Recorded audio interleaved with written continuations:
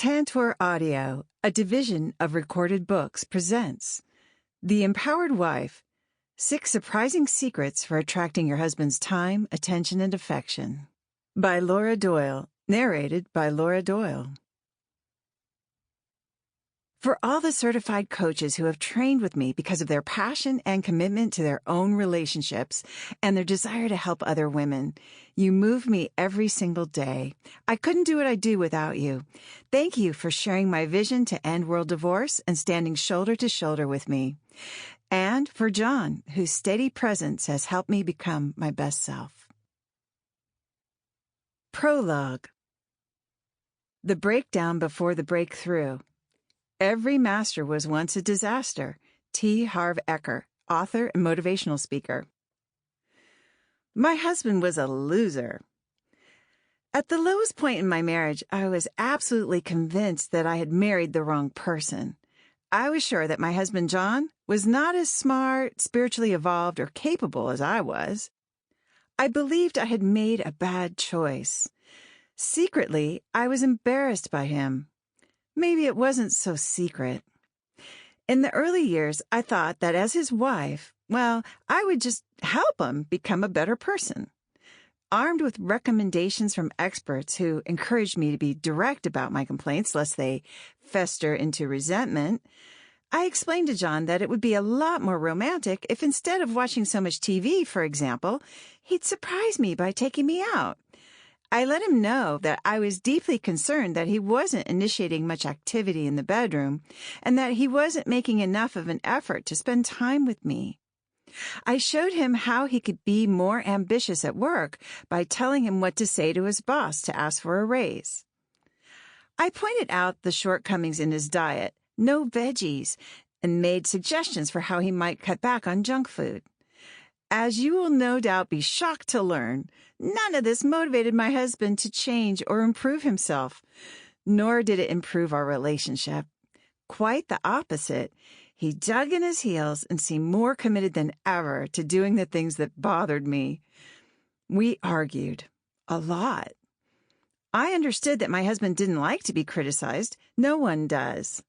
Of course, he wanted to feel a sense of autonomy over his own life. We all do. But what about the things that were important to me? He didn't seem to care about those, no matter how much I explained or how hard I tried to make him understand.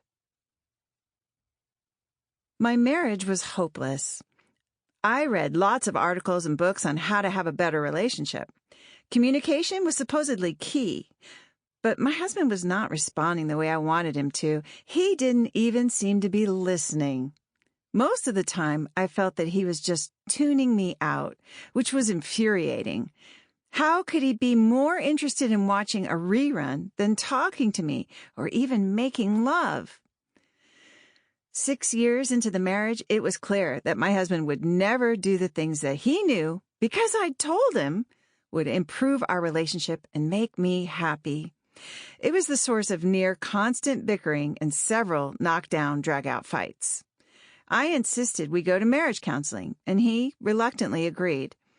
But 6 months later, our problems had only gotten worse. I realized that my husband was never going to open up about his feelings or help out more around the house or make an effort to spend time with me or say the tender, loving things I craved. I felt trapped. I was deeply hurt and afraid that I would never have the kind of marriage I'd envisioned, one where we'd have long talks, enjoy lots of physical passion, and laugh together.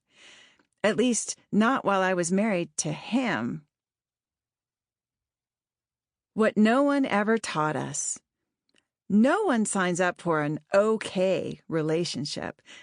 No one gets married because they don't have enough hard work already. You made a vow because you wanted to love and be loved, to have a sense of family, to know that there's someone in the world who will worry about you if you don't come home at the usual time. You signed up for marriage because you believed you had found someone you could truly count on, and because you felt so good and happy in the company of your beloved that you wanted that person by your side forever. But most couples struggle. With a divorce every 13 seconds in the United States and many more unhappy marriages limping along, millions of couples are at risk for expensive legal battles and crippling heartache. Maybe some of this sounds familiar. But what if your marriage is in trouble not because you married the wrong person, but because, like me, you didn't get any training on how to have a good relationship? Like anything else worthwhile in life, a happy relationship takes some skill. No one is born knowing how to have a happy marriage. You probably got to see your parents' marriage growing up, but if they were divorced or unhappy, you were following a failed recipe. Imagine if we gave out driver's licenses the same way we do marriage licenses. What if we just tossed the car keys to a teenager as soon as she turned 16 with no instructions? She'd probably crash the car, and from that experience, decide that driving is hard, scary, and dangerous. And she'd be right. Of course, that's not what we do. We require our prospective driver to learn the rules of the road, take a written test, practice driving with an instructor, and take a behind-the-wheel test. If she demonstrates proficiency, then she gets a license to drive a car. When it comes to relationships, most people get no instruction at all. So why are we surprised when so many of them crash? It doesn't have to be that way. Once you learn the 6 intimacy skills, marriage, like driving, can be a pleasant ride over a smooth road. How I got empowered. The road early in my marriage was not smooth, and the ride was anything but pleasant. Finally, we were at an impasse. My husband wouldn't put in the effort to make things better, and I was already doing everything I could think of. So how could I expect any improvement in the future? It was hopeless. I'd threatened divorce many times in my desperation to get his attention, to get him to wake up. Now it seemed clear that divorce was truly the only answer. I would never be happy in this marriage. There was just one problem. I was too embarrassed to get divorced. My family and friends had been to our wedding not so many years before. I'd been so happy on that day, proud to be marrying such a smart, talented, handsome, and funny guy. I didn't want everyone to know how bad things had gotten, especially since I'd been acting as if everything was fine. John and I would have a big fight on the way to a party, for instance, and then pretend all was well when we got there. It was a big secret that things were falling apart, or so I told myself. If we got divorced, everyone would find out I'd made a big mistake. They would all see that I had failed, a prospect too humiliating to contemplate. So instead of filing for divorce, I made one last-ditch effort. I decided to ask women who had been married for at least 15 years, which seemed like an eternity, what their secret was. How had they stayed married for so long? How did they make it work? What made a happy marriage? I went into this inquiry believing that these women had better husbands than I did. That was how they made it work. I was sure I'd find out. And that would be the reason my questions were futile. But I was wrong. It was only the beginning of me being wrong. I was in for a real shock. What these women told me was so contrary to what I thought I knew about relationships that it didn't even make sense. But I was desperate to avoid the cost, pain, and embarrassment of a divorce, so I decided to give their suggestions a go. When some of their seemingly crazy recommendations actually worked, I was amazed. That's when I had the first clear glimpse of how I'd contributed to the suffering in my home. The bad news was that I was definitely part of the problem and not the perfect wife I thought I was. This was very hard to swallow, but fortunately, it was tied to the good news. I had the power to improve my marriage in ways that I hadn't even imagined. When I took a different approach, my husband had a much different response. This was a breakthrough. Instead of feeling like a victim of his stubborn, uncooperative behavior and mistreatment, I could finally see how I'd been pressing levers that I didn't even know existed. This was true empowerment because I was focusing on my own desires, not on the behavior of someone else. I saw a future where I was no longer overwhelmed and resentful. I saw firsthand how I could begin to feel more relaxed and dignified, and how I naturally attracted my husband's time, attention, and affection like a magnet. It was a huge aha moment. It took time and some trial and error, but eventually out of this experience, I distilled 6 core skills that greatly improved the happiness of my marriage. I call them the 6 intimacy skills, because when I practiced them, the connection and passion in my relationship came roaring back.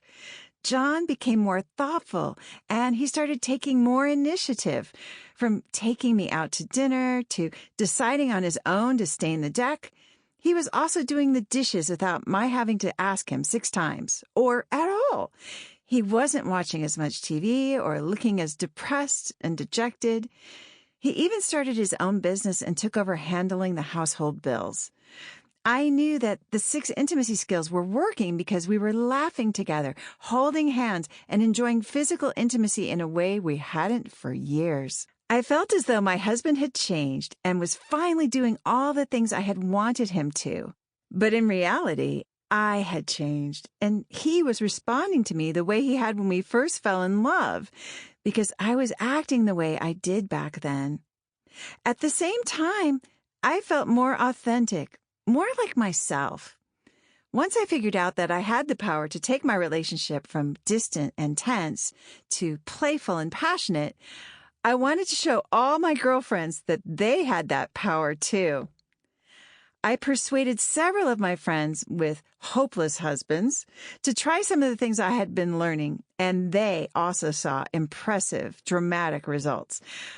One husband came home early from work just to be with his wife, while another started painting the family room, a chore they'd been arguing about for months. Still, another friend got to go on the most romantic trip of her life after her formerly unambitious spouse won a sales contest at work.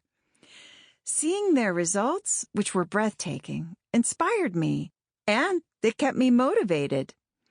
Every time I heard myself telling a friend how to use one of my newfound skills, it upped my commitment a little more and reinforced my new behavior. When I was tempted to go back to my old ways, I felt the weight of responsibility, knowing that those friends were counting on me to practice what I preached. I knew I had to be accountable to them, and knowing that kept me more focused than I would have been on my own. Word spread. Dozens, then hundreds of women came to me for help. I showed them all the 6 intimacy skills, and the results were always the same. When a woman learned and practiced these skills, her relationship improved dramatically in about 2 weeks. Talk about feeling empowered. Today, there are thousands of empowered wives practicing the 6 intimacy skills all over the world. These women often say to me, "I feel like I have a new husband." Of course they don't. What they do have is a new marriage. These women are passionate about the 6 intimacy skills because these skills have helped them create the kind of marriage they dreamed of having when they said, "I do." Empowering playful, passionate relationships. If you feel like you've been trying really hard to improve your relationship and it's not working, maybe the problem was never you, or your husband, or the 2 of you as a couple. Maybe the problem is that nobody ever taught you the skills you need to make things work. You are listening to a guide of those skills right now, and you'll be able to start using them today. You're on your way to having your husband's time, attention, and affection, not because you told him you wanted him to make more of an effort to spend time with you and be physically affectionate, but because he naturally seeks you out, puts his arm around you, or steals a kiss when he passes you in the hallway. The suggestions you're going to read in this book may seem pretty crazy to you at first, just as they did to me. This is not the usual relationship claptrap, like schedule a date night, communication is the key, or go to couples counseling. Contrary to what you hear absolutely everywhere, marriage is not hard work. It felt like hard work before I learned the 6 intimacy skills, but now it's my soft place to land, to find out I'm beautiful and wonderful, and to get love and support. When you apply the 6 intimacy skills, your relationship will become more passionate, playful, and peaceful, which definitely feels empowering. Your husband will make bedroom eyes at you again and look for ways to delight you, but it gets better. Besides having the kind of marriage you've always wanted, you're going to also feel more authentic, more like your best self. You're going to be having more fun and honoring your desires more than ever before. You'll stop hearing yourself nagging or begging to get what you want because you won't feel the need to do any of that. If you're anything like me, you'll like yourself more. You'll feel more dignified, more confident, and more relaxed. But it gets better. Your other relationships will improve too. You'll have stronger connections with those you care about and get better responses from your kids, your parents, and your friends. But it gets even better.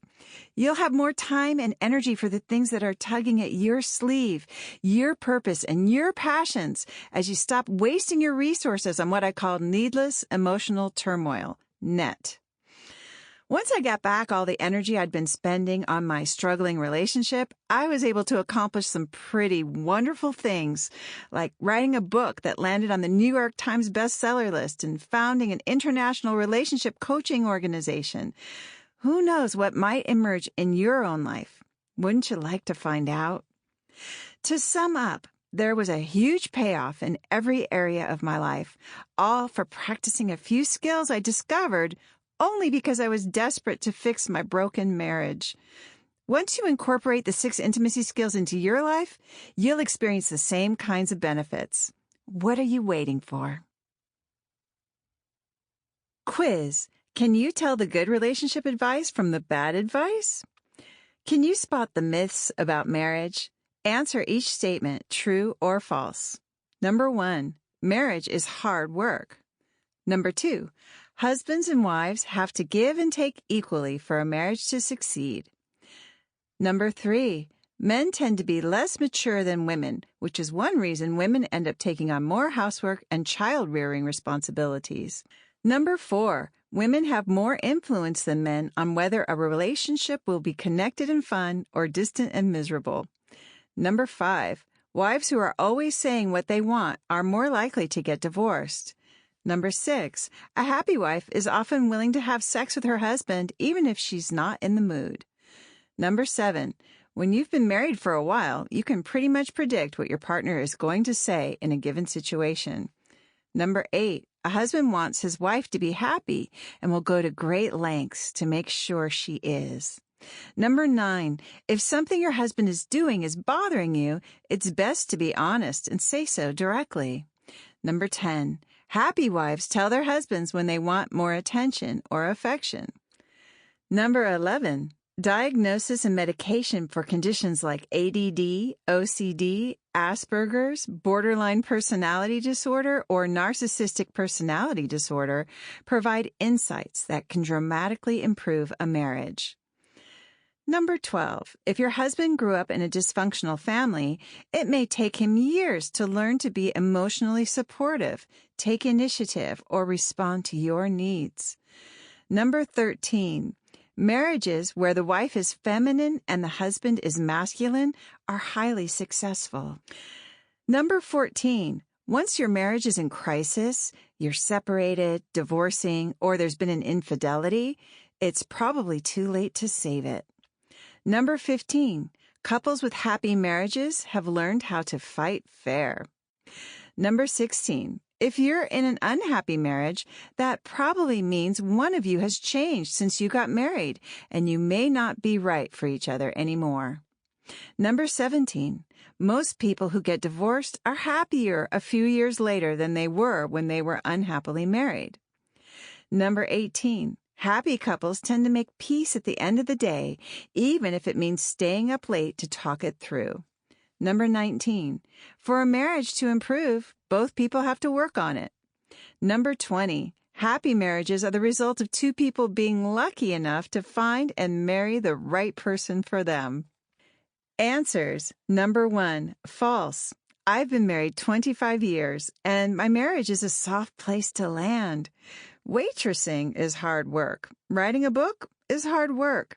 Marriage is a piece of cake now that I have the right skills.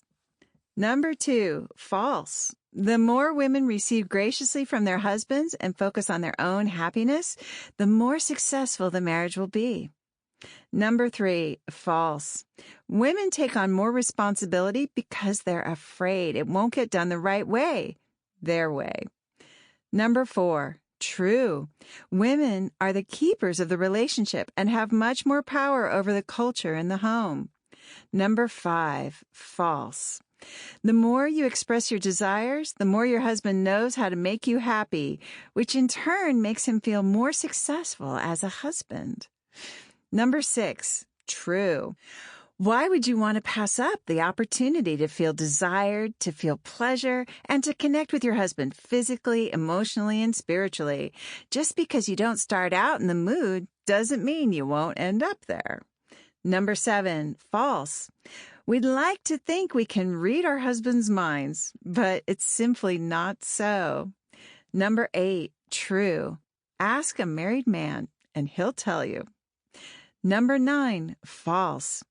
You don't have to suffer indefinitely, but criticism has a chilling effect on intimacy, and there's always a better way to get what you want. Number 10, false. Happy wives are irresistible and don't need to ask for attention or affection because their husbands are drawn to them. Feeling that you need to ask is a sign you've forgotten that, as a woman, you are a magnet for men, especially your husband. Number 11, false. Those diagnoses may give you insights, or they may be a giant distraction from your own feelings and desires, but they don't get you any closer to feeling desired, cherished, and adored, which is about practicing the right skills. Number 12, false. With the 6 intimacy skills, you'll notice an improvement in 2 weeks. You wouldn't have married him if he didn't have qualities you admire. Those will come back when you begin treating him respectfully again. Number 13, true. Yin and yang go together beautifully. Number 14, false. No matter what kind of crisis your marriage is in, it can likely be completely revitalized, becoming the best it's ever been. Number 15, false. There's no such thing as fighting fair. It's called fighting because it's about hurting another person. Couples with happy marriages don't fight very much. Number 16, false. If your marriage is very strained, you may have forgotten what you were attracted to about him, but he's still the same great guy. It's fun to rediscover those wonderful qualities as you repair the relationship. Number 17, false. Studies show that people are just as unhappy after they divorce as they were in a difficult marriage. Number 18, false. Go to sleep. Things will look better in the morning. In fact, there might not even be a problem. You could just be overtired. Sleep first, talk later. Number 19, false. Women have far more power in a relationship and therefore have the ability to revitalize the intimacy of a marriage single-handedly. Men rise to the occasion, but women set the tone. Number 20, false. A happy marriage is the result of a woman learning certain skills that, when practiced, result in her feeling desired, cherished, and adored by her husband every day for the rest of their lives. Chapter 1. Empowerment wears a disguise. When I dragged my husband to marriage counseling, my fantasy was that the counselor would fix him so that I could finally be happy. I went to be supportive while she showed him how wrong he was and got him to change, not to work on my own shortcomings. Of course, that's not how it works, and it didn't work. When I started practicing the 6 intimacy skills, it was all about me becoming my best self, and having my best relationship followed naturally. Instead of blaming and complaining, I was stretching and growing in ways I hadn't imagined or thought I needed. Suddenly, my husband responded to me in a much better way. When a well-packaged web of lies has been sold gradually to the masses over generations, the truth will seem utterly preposterous and its speaker a raving lunatic. Dresden James, author and TV writer. You've been lied to. If your marriage is anywhere near as hostile, lonely, and dysfunctional as mine was, I want you to know that it's not your fault. It may not be your husband's fault either. It's just that no one ever taught you the skills you need to have a happy relationship. Like everything else in life, it's easier to succeed in a happy marriage when someone shows you how. Before I learned what I know now about how to naturally attract my husband's time, attention, and affection, I had bought into some harmful myths that made my marriage feel like wearing ankle weights in the middle of the ocean. You may be subscribing to some of these same myths because they are everywhere and often repeated as indisputable fact, but they're not. They're lies. Like, to save your marriage, go to marriage counseling. You have to be honest and get the problems out in the open to work on your issues, and marriage is hard work.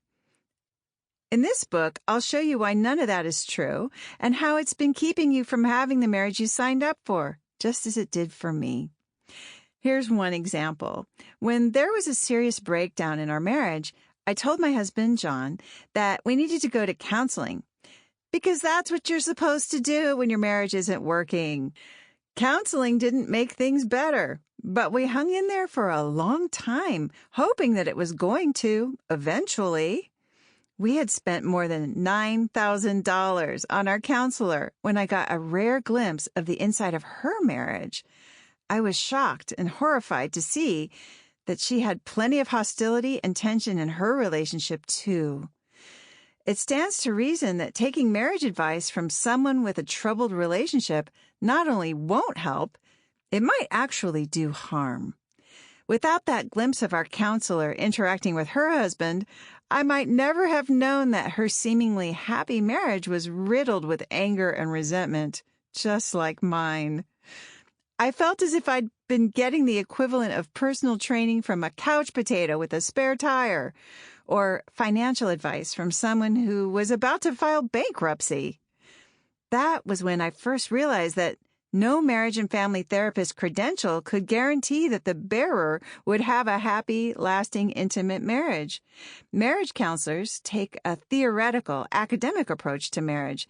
They've learned things from textbooks and in classrooms and have degrees hanging on their walls, but they don't necessarily have the most important credential of all, a happy, passionate, thriving marriage of their own.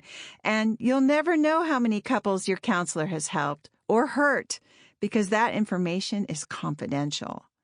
That's one way the 6 intimacy skills are different. They were created in the trenches with real women in real marriages, and they have worked for more than 150,000 women all over the world. You can read their stories and see their pictures under the Case Studies tab at skillsforlove.com. Now that I know how to naturally attract my husband's time, attention, and affection, I can definitely see why marriage counseling wasn't working.